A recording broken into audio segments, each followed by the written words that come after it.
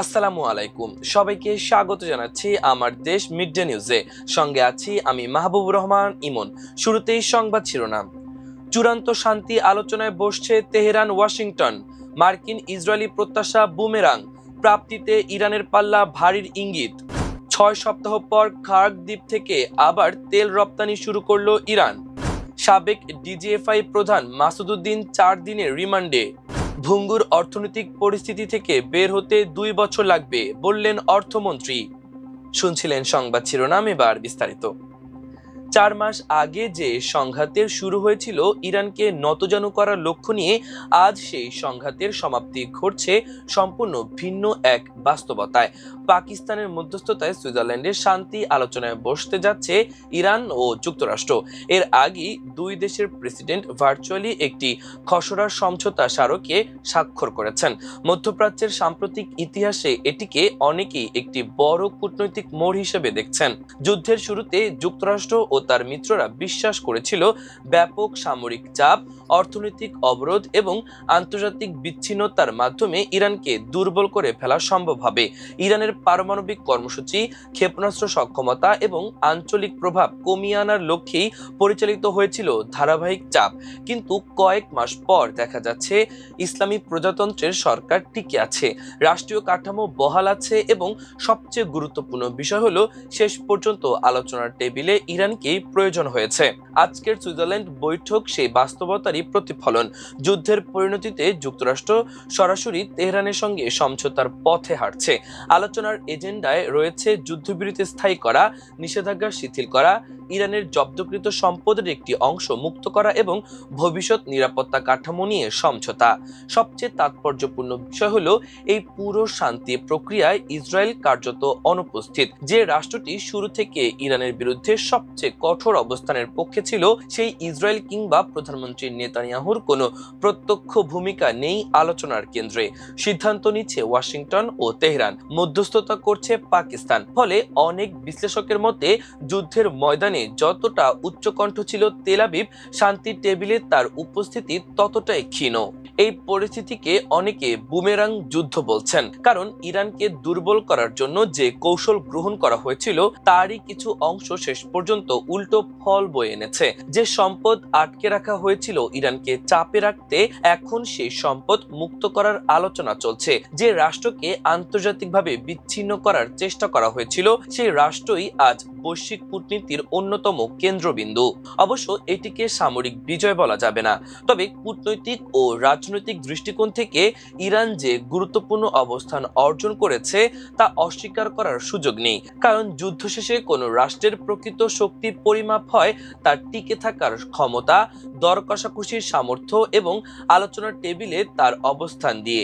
সেই বিচারে আজকের বাস্তবতা ইঙ্গিত করছে চাপের মুখে ভেঙে পড়ার বদলে ইরান নিজেকে এমন এক অবস্থানে নিয়ে গেছে যেখানে তার প্রতিপক্ষকেও সমঝোতার পথ বেছে নিতে হয়েছে। সুইজারল্যান্ডের বৈঠক সফল হলে মধ্যপ্রাচ্যে নতুন এক সমীকরণের জন্ম হতে পারে। আর সেই সমীকরণের সবচেয়ে বড় বার্তা হতে পারে 4 মাসের সংঘাত শেষে শান্তির টেবিলে বসেছে যুক্তরাষ্ট্র ও ইরান, কিন্তু আলোচনার কেন্দ্রবিন্দুতে নেই ইসরায়েল। আর সেখানেই হয়তো লুকিয়ে আছে এই যুদ্ধের সবচেয়ে গুরুত্বপূর্ণ রাজনৈতিক ফলাফল, যেটি মূলত অঞ্চল জুড়ে ইসরায়েলি আধিপত্যে বড় ধাক্কার ইঙ্গিত। প্রায় 6 সপ্তাহ বিরতির পর ইরান আবার তার প্রধান তেল রপ্তানি কেন্দ্র খার্ক দ্বীপ থেকে অপরিশোধিত তেল লোড করা শুরু করেছে।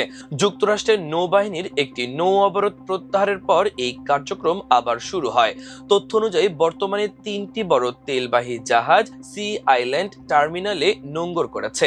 প্রতিটি জাহাজ প্রায় 20 লাখ ব্যারেল পর্যন্ত তেল বহন করতে সক্ষম। স্যাটেলাইট চিত্র দেখা গেছে 3টির মধ্যে 2টি জাহাজ ইতোমধ্যে জেটিতে ভিড়েছে, আর তৃতীয়টি কাছাকাছি পৌঁছেছে। ইউরোপীয় ইউনিয়নের স্যাটেলাইট ছবি অনুযায়ী এর আগে শুক্রবার পর্যন্ত এই জেটিগুলো খালি ছিল। মে মাসের পর থেকে এই এলাকায় খুব কম সময়ে কোনো বড় জাহাজ নোঙ্গর করতে দেখা গেছে। বিশ্লেষকদের মতে যুক্তরাষ্ট্রের সঙ্গে সাময়িক সমঝোতার পর উত্তেজনা কিছুটা কমায় ইরান দ্রুত তার তেল রপ্তানি পুনরায় শুরু করেছে এবং সরবরাহ ব্যবস্থা সক্রিয় করেছে। এছাড়া আরও জানা গেছে কিছু তেলবাহী জাহাজ চাবাহার বন্দরের কাছে নোঙ্গর করা অবস্থায় থেকে প্রায় 2 কোটি ব্যারেল তেল পরিবহন করেছে। মালয়েশিয়ায় কর্মী পাঠিয়ে 119 কোটি টাকা আত্মসাতের অভিযোগে দুর্নীতি দমন কমিশন দুদকের করা মামলায় সাবেক সংসদ সদস্য ও ডিজিএফআই প্রধান লেফটেন্যান্ট জেনারেল অবসরপ্রাপ্ত মাসুদউদ্দিন চৌধুরীর 4 দিনের রিমান্ড মঞ্জুর করেছেন আদালত। রোববার দুপুরে ঢাকা মহানগর সিনিয়র স্পেশাল জজ মোহাম্মদ সাব্বির ফয়েজের আদালত এই আদেশ দেন। সংশ্লিষ্ট আদালতের বেঞ্চ সহকারী রিয়াজ হোসেন বিষয়টি নিশ্চিত করেছেন। এদিন মামলার তদন্ত কর্মকর্তা দুদকের সহকারী পরিচালক মোহাম্মদ আবুল কালাম আজাদ আসামিকে জিজ্ঞাসাবাদের জন্য 7 দিনের রিমান্ড চেয়ে আবেদন করেন। আদালতের রিমান্ড আবেদনের ওপর শুনানি করেন দুদকের পাবলিক প্রসিকিউটর মীর আহমেদ আলী সালাম। অপরদিকে তার রিমান্ড বাতিল চেয়ে জামিনের আবেদন করেন আসামি পক্ষের আইনজীবীরা। উভয় পক্ষের শুনানি শেষে রিমান্ডে নেওয়ার ওই আদেশ দেন আদালত। দুদকের আবেদনে বলা হয়, আসামি মাসুদউদ্দিন চৌধুরী ও অন্যদের বিরুদ্ধে পরস্পর যোগসাজশে সরকারি ক্ষমতার অপব্যবহার করে মালয়েশিয়ায় শ্রমিক রিক্রুটের জন্য এজেন্ট হিসেবে নিয়োগ পান। সরকার নির্ধারিত ৭৮,৯৯০ টাকা থাকলেও আসামিরা রিক্রুটেড শ্রমিকদের অবৈধভাবে ক্ষতি সাধন করে বিভিন্ন ধাপে বাড়তি ১১৯,৩২,৭০,০০০ টাকা আদায় করেন। অবৈধভাবে আদায়কৃত এ অর্থ অবৈধ পন্থায় হস্তান্তর, স্থানান্তর, রূপান্তরের মাধ্যমে অর্থ পাচার করে আসামিরা দণ্ডবিধি ও মানি লন্ডারিং প্রতিরোধ আইন তৎসহ দুর্নীতি দমন প্রতিরোধ আইনে মামলা করা হয়েছে। আসামি মাসুদউদ্দিন চৌধুরীকে অধিকতর তদন্তের জন্য 7 দিনের রিমান্ডে পাঠানো প্রয়োজন। গত 22 মার্চ দিবাগত রাতে রাজধানীর বারিধারার ডিওএইচএস এর বাসা থেকে মাসুদউদ্দিনকে আটক করে গত 22 মার্চ দিবাগত রাতে রাজধানীর বারিধারার ডিওএইচএস বাসা থেকে মাসুদউদ্দিনকে আটক করে ঢাকা মহানগর গোয়েন্দা পুলিশ। এরপর একাধিক মামলায় তাকে গ্রেপ্তার দেখানো সহ রিমান্ডে নেওয়া হয়। বর্তমানে কারাগারে আছেন তিনি। অর্থ ও পরিকল্পনা মন্ত্রী আমির খসরু মাহমুদ চৌধুরী বলেছেন, ভঙ্গুর অর্থনৈতিক পরিস্থিতি থেকে বের হতে 2 বছর সময় লাগবে।